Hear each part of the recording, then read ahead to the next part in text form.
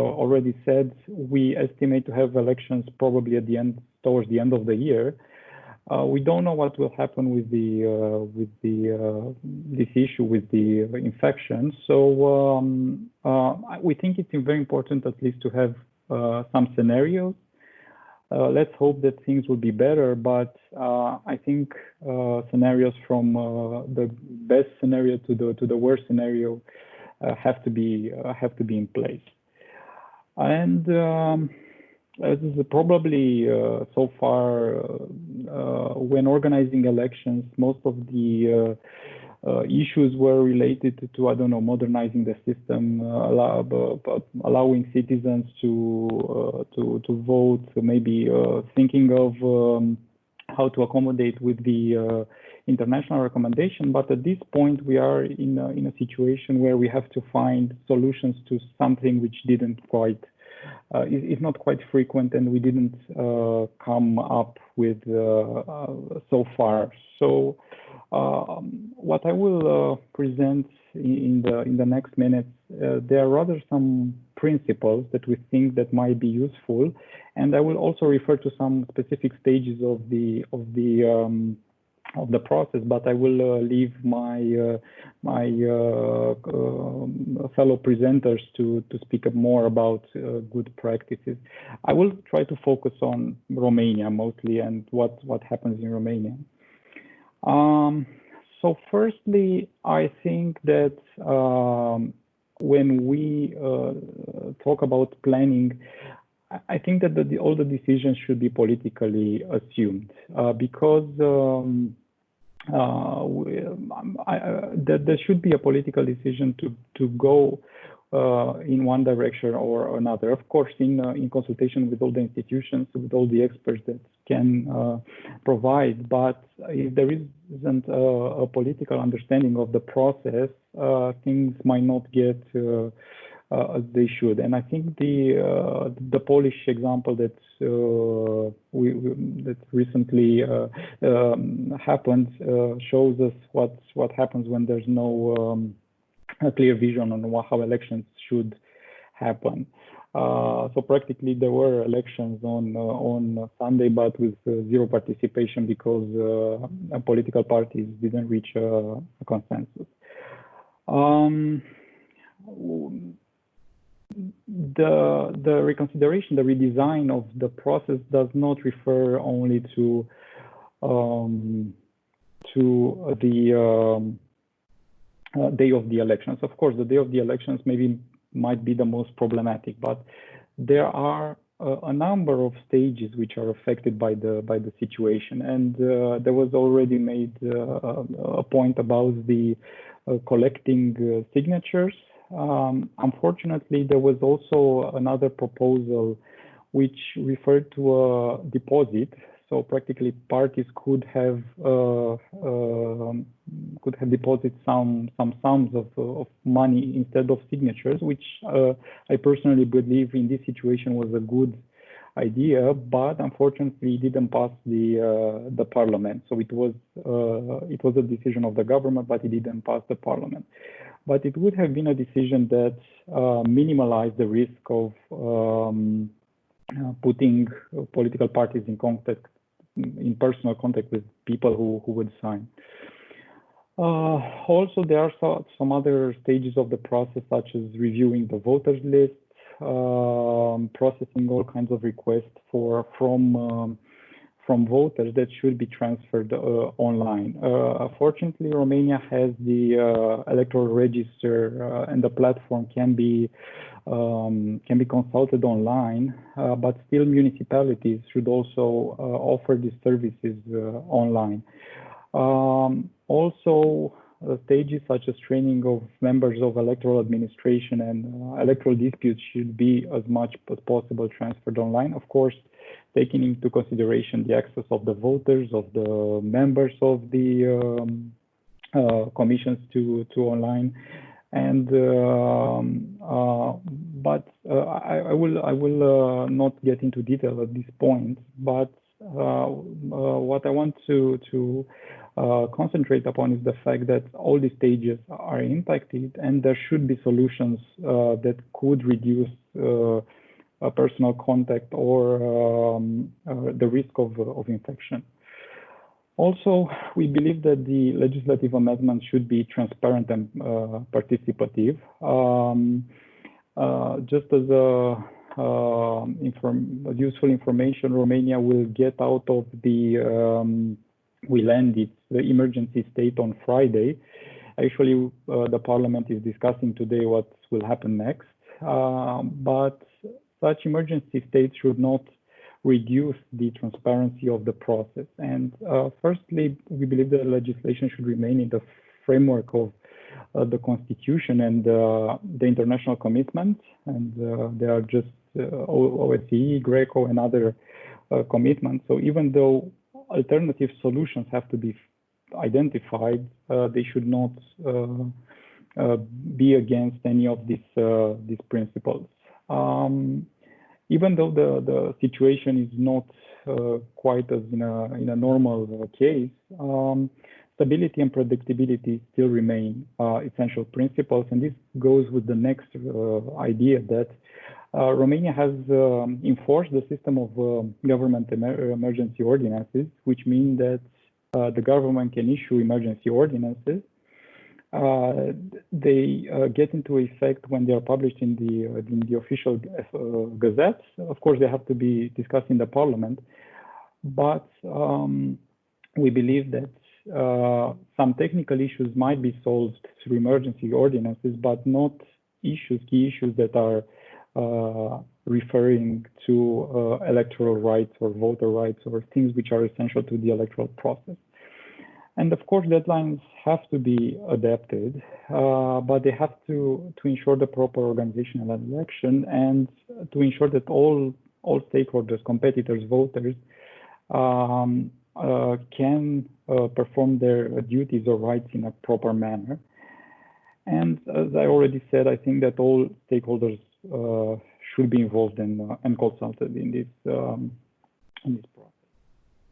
In terms of reforms, there are two main ideas. We believe that in these times, no significant reforms should be introduced. And to be more specific, I've seen that in other countries there are discussions about electronic voting, electronic internet voting, depends on the country, or extending postal voting to all voters, as it was also the example in Poland. But we believe that at this point we cannot discuss about these major reforms at this stage due to the fact that these are not normal conditions, and piloting is not possible, testing is not possible, and usually these kind of reforms takes more electoral cycles to be implemented. But still, there is a question I leave here. Of course, I don't have now an answer, but the question of extending postal voting, for example, for the local elections or parliamentary elections to special categories of voters, such as those in prison, for example, or those who are sick or infected with COVID. And I hope we can have an answer later from the responsible institutions, the postal services. Also, elections have to remain competitive. Of course, probably there will be some limitations in terms of gatherings, rallies, door to door, but campaigns should remain competitive, and the methods should ensure a fair electoral competition. And under these circumstances, we believe that maybe access to, especially for in local elections where you have smaller parties, but a more flexible and more fair access to the radio and TV for these parties should be ensured. And together with this comes the idea of allowing higher expenses for this kind of campaign, for example, mass media or online. Also, something which is specific to Romania. The law does not allow in terms of outdoor campaigning other materials than small posters. So no meshes, billboards, cards, or other materials. But we believe that in this context, in which the contact between the parties and the voters is reduced, making the legislation more flexible and allowing this kind of materials could be useful for the transparency and the competitiveness of the process. And of course, we believe that this is not just the duty of the institutions, but also of the political parties to make sure that they ensure the safety of the voters. And also, I would also underline the idea of having, let's say, clean campaigns without violations of human rights or fake news or these kind of issues which circulate through online media. I will try to go a little faster. Relating to party financing, we believe that at this moment it's very important to use as much as possible electronic means. So maybe less paper, less bureaucratic measures. And this comes, of course, with the need to enhance the capacity of the parties to use them, because even the big parties are still used with papers. So it's the system should be more electronic, and of course it comes with the needs that the permanent electoral authority provide assistance. And also in terms of party financing, clear regulation for pre-campaign periods, because if in the electoral campaign you are not allowed, during the electoral campaign you are not allowed to use these outdoor materials, during the pre-campaign you are allowed. But the control is not very, the control should be enhanced in the sense that all these materials should be marked, who produced them, who distribute them. And if we are in the party financing domain, and I will go right away to the end of my presentation, but I would also to take a little bit advantage of this presentation to talk about the previous recommendations. Just a comment about our activity. We at Expert Forum observe elections since 2014, and we are part of a coalition called Fiecare Vot, which monitors election and produces reports. So I would underline some of the recommendations that we previously had, and I'm sure that the PEA will cover some of them in this law that Mr. President was talking about. And as we believe that the international recommendations, the good practices should not be stopped because of the crisis. Of course, the attention can be in other places, but still there are issues that need to be solved, and very quickly some things that the Romanian law needs to better cover for the next election is to define third parties, to have more dissuasive sanctions for competitors, for political parties, to lower thresholds for donations through bank transfers. Now the limit is at 10 salaries, which is quite high. Lower the limits for subsidies, which again in Romania they increased significantly, and we advocated and had other meetings. In 2019 we had 2 meetings with again with IFES and the Permanent Electoral Authority, in which we discussed this issue. And also taking into consideration this time of crisis, of economical issues, we also recommended the fact that subsidies are given more to local parties, to smaller parties. Even at this point, you have to get 50 mandates of county councillor or general councillor in Bucharest, which is quite hard. So we believe that more funds should be given to smaller parties that pass certain threshold. And just a few other ideas. The process should remain participative and inclusive.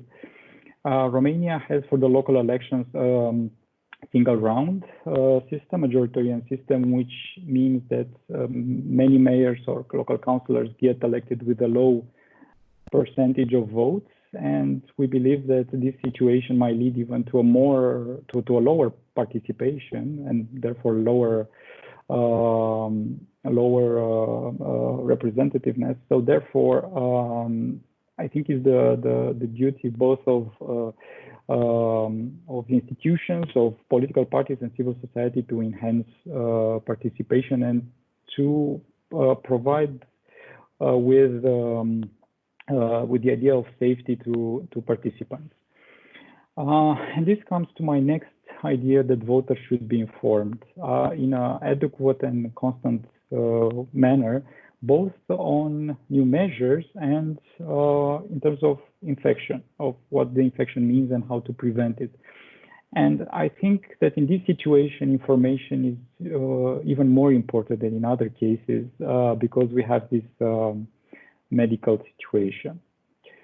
And this comes to my last point, which is about the day of the elections. We have some ideas that will also apply in other countries and apply specifically to Romania.